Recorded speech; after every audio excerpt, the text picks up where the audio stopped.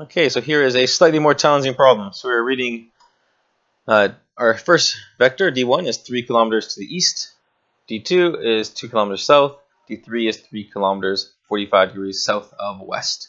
What is the resultant vector? So notice I didn't put actually have arrows over this. There's two ways that you can write down vectors. One is either to have that letter with the arrow on top. However, textbooks often just bold the letter to represent it as a vector. So there's two ways we can approach this. One is making a scale model and then actually using a ruler and a protractor to actually measure the exact distance and angle. Or we can just use math. So let's kind of do both simultaneously right now. So I'm going to get this line tool and I'm going to draw my three vectors. So I have 3 kilometers as out, and then from there it is going to be 2 kilometers.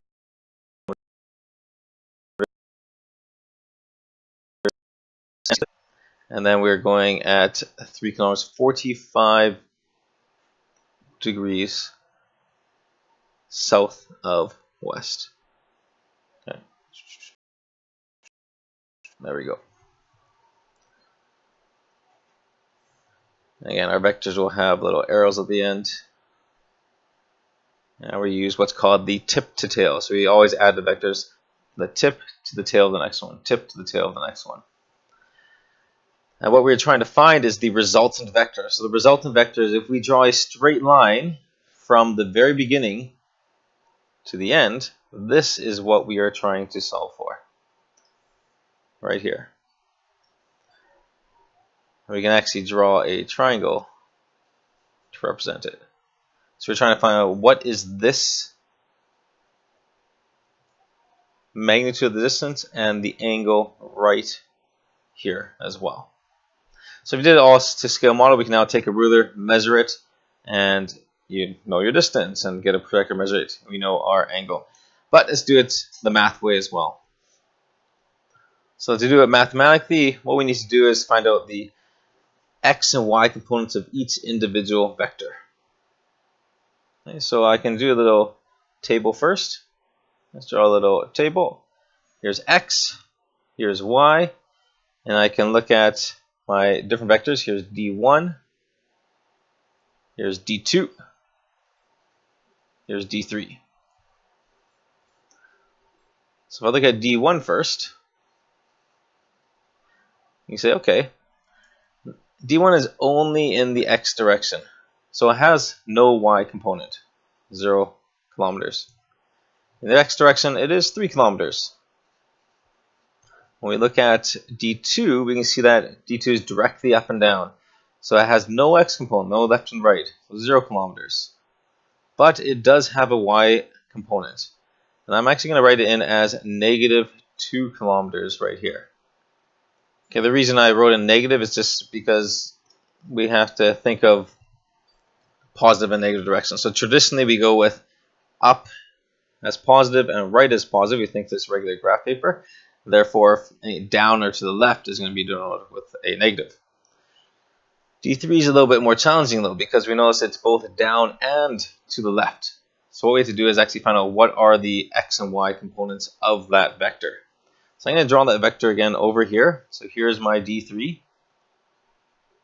And if I draw a triangle here, we can see that that horizontal line represents the x component of D3. So I can write down D3x.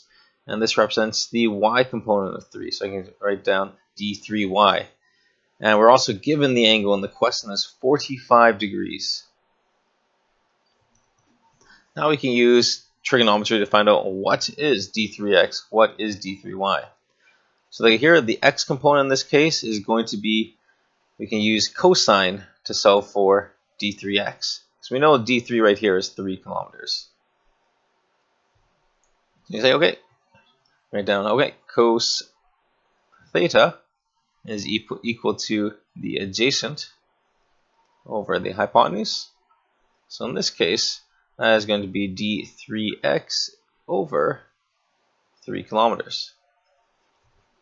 So you can write that out as D3x is equal to 3 kilometers multiplied by cos 45 degrees, and that comes out to be 2.121 kilometers. Right now I'm not worrying about sig figs right now. Because it's a 45-degree triangle, we know that both the x and y components must be equal. If you're not sure for that, you can test it out for yourself, but we know that's going to be sine theta is equal to opposite over hypotenuse. So we get both d3x and d3y to come out to be, I'll just write it out, 3 kilometers. You get sine 45 degrees. That comes out to be also 2.121 kilometers.